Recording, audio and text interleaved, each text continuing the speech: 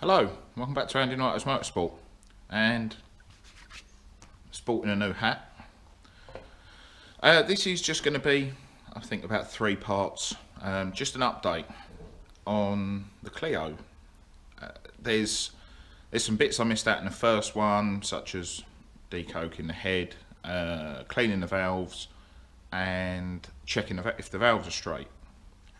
Not how-tos, but things that I didn't put in first time round. Now I've got another one. This one, I think I said it in a previous video. This one, the driver missed a gear and splatted all 8 exhaust valves. So it's come in for basically just a head rebuild. The pistons are fine. There's no marks on them whatsoever. There's no breaks in the carbon, but it's kicked all 8 exhaust valves. The intakes are all fine, so I'll show you in another video how to check them. But first things first, decoking the head. Now I think I said before I did it with the soda blaster. It's a snap-on one. I'll show you that later. But coming out the back, because this is a messy job, and you can see I've sort of already started. Soda blaster, airline, head. Now that's what it looks like previously, and that's what it looks like now. The reason I've got it out here is, like I said, it's messy, a real messy job, and you'll see that in a second. Now what I'm going to do is I'm going to sort of set the camera up as best as I can. I hope I'm not going to get too much soda on it, but we're going to have a go, and I'm going to put the head up the right way, and I'll show you basically what I'm doing. It's really not difficult, but it's time intensive to get it right. Now I've probably spent about 30 minutes knocking the most off of 3 of them. In total, to do all 8 ports, maybe an hour. The intakes just need a quick black round, but let's crack on.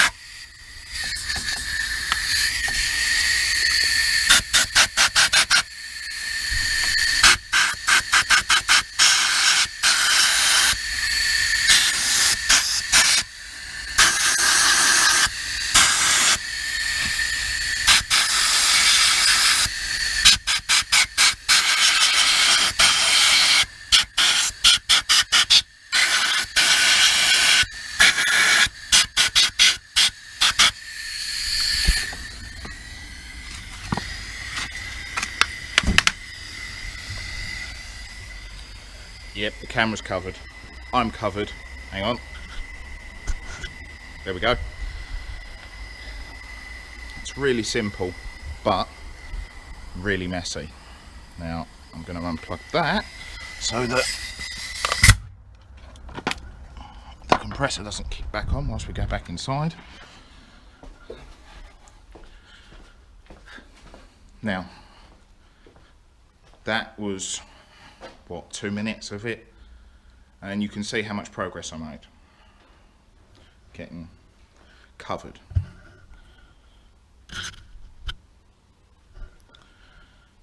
Because it's soda and not sand, you can hit the valves, you can hit the cylinder head face. That's not a problem. I'll show you when I get it back inside that one pass with 1000 grit is going to get that off. The valves, hey, we've got to lap them in anyway. It really doesn't do any damage to the aluminium. That's why I use it. Now it's soda. Basically it's salt. So everything can be washed off with water and it will dissolve. So you've not got to worry about any sand grains running around the oil system, because it will just dissolve. Now, the best thing you can do is make sure you have your air blowgun standing by, because I'm going to have to blow this camera off because it is covered. But that's all you've got to do. Just hit it, it'll knock it off, and you continue on your way. Now, what have I done with the box? Oh, the box. The soda blaster is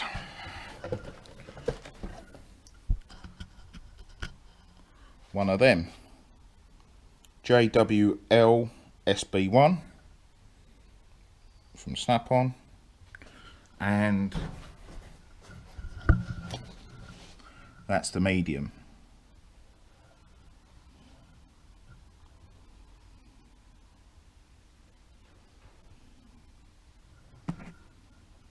Sodium bicarbonate, NaHCO3, dissolves in water, avoid breathing dust, pH 8.6. pH 7 is neutral. That is slightly alkaline, I believe. There you go. So I'm going to finish that off. I'm going to bring it in. I'm going to show you how to clean the little bits up that, hey, you might have got on the face. Some people tape them up. If you put a bit of masking tape over it, you won't have to do this next bit. But I'm going to do this next bit anyway, just for peace of mind. So, I'm going to crack on with that, and I'll see you when the head's back on the bench. Right, well, I've blown the cylinder head off with air, and then basically took it outside and hosed it off. And Now, these weren't as bad as the other ones from before. However, let me just grab my torch so you can see what I'm doing. Put it on flood. And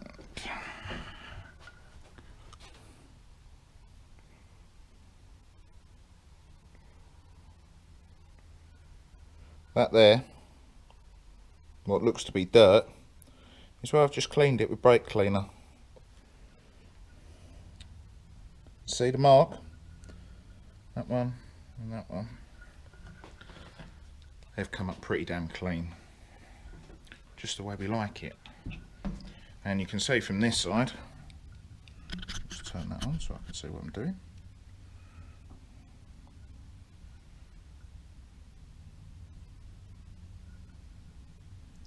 They're all clean.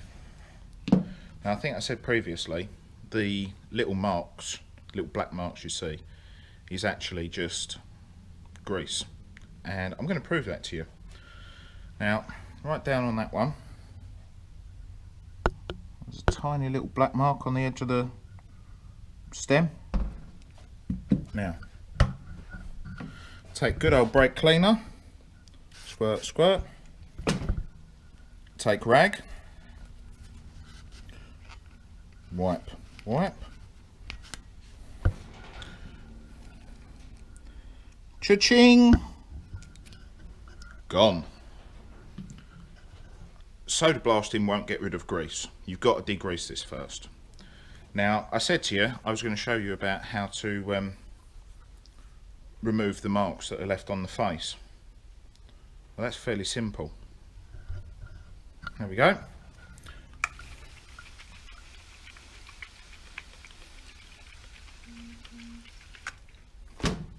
And wipe.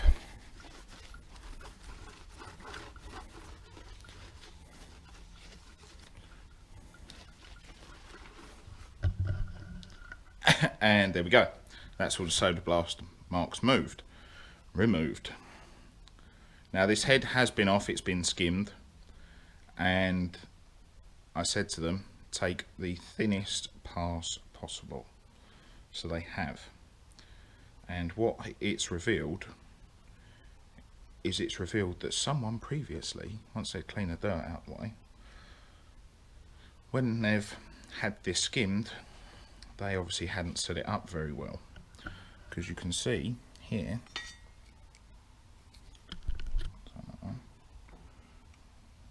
so that little dig, it's nothing to worry about.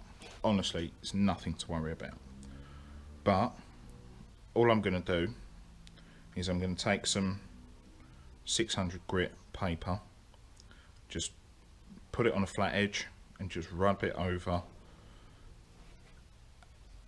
until you can't feel it with your finger. You might see it, but as long as you can't feel it, it don't matter. To be honest, for a road car, you'd be perfectly fine to put this back on. But because it's a race car and it's subject to the extremes, I'm not going to. So, as you might have seen before, I have my camber tool, and basically it's as simple as 600 grit paper. Try and sort of do it one-handed, and you just go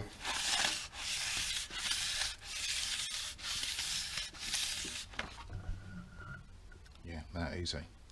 Now don't work it in one spot, not at all, because otherwise you'll put a bow in the cylinder head and now you're in all sorts of problems. Now when you check these for flatness, you have a flat edge, and what you do is you put the flat edge across like that, and then you get a feeler gauge and put feeler gauges under on this surface here. That way you can go across like that and down like that. You can do it as many ways as you want, as many ways as makes you feel happy. When the flat edge is on, you shouldn't be able to see any light or fit any feeler gauges under any part. It's that simple. If it's flat here and it's flat here, and the flat edge is sat on it here and here, then you shouldn't be able to fit anything under these. And if it sits on it like that, it shouldn't rock like that. Really bad. If it rocks, you've got a bow that way. If you can fit feeler gauges under here, it means you've got a bow that way. Not that easy to sort out. Got to go back to machine shop. I know this doesn't, and all I'm going to do is just take some marks out of it from previous poor attempts. So I'm not blaming the machine shop at all. They did exactly as I told them to. So there you go. Blame me if you want, because I didn't say when I picked it up, I'll just take another pass and get them out of it. But hey, ho hum, I'll do it. Apart from that, that's the bit you missed on cleaning the cylinder head. That simple. So now what I'm going to do is I'm going to show you the next video on cleaning the valves. I would say I'd show you cleaning the exhaust valves, but we've got 8 brand spanking new ones from Renault. So what I'll do is I'll show you how to clean the intakes. It's not a how to. I'll show you how I do it. And once we've done that, I'll then, in the third part, show checking them for straightness using a machinist feed block and a DTI. So that's it. That simple. This is part 1 of the updated bits you missed previously engine build. So I'll catch you again in part 2, That's pretty much about it. If you like the video, please leave a like. If you like the content, please subscribe. Check us out over on Faceballs. If you don't know what Faceballs is, it's Facebook. We are over there on Facebook. Go check us out. I don't bite, so drop us a message, put something on the page, throw the page a like. Try not to be too abusive. And I'll see you all again in the next video. Ciao.